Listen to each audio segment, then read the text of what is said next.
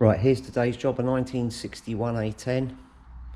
Customer brought it in with knocking at low speeds.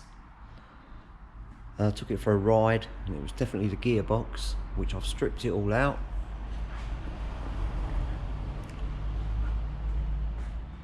Everything's out, cleaned all the gaskets off, cleaned inside, that's all nice.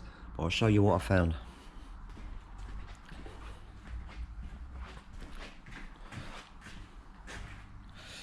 This is third gear off the lay shaft. As you can see, it's got a broken tooth. There's the tooth.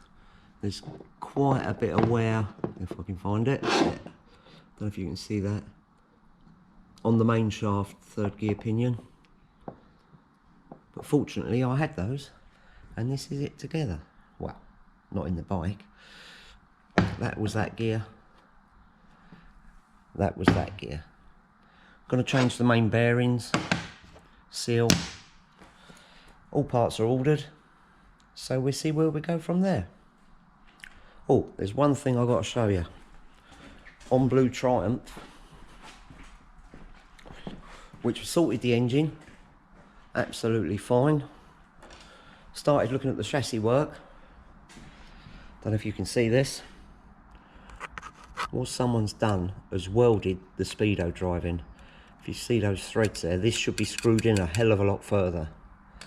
And what it does, it fails on the speedo drive, so when you tighten the wheel up, it locks the wheel.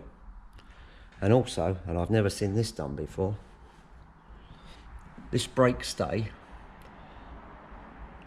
they've taken it down to the frame. So basically, that will lock the suspension.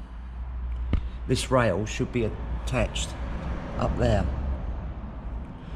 So, we have to sort that out. Need a new hub, because, well, we just can't use that. You can't even get the bearings out because it's all welded in. So the saga goes on with the Troublesome Triumph.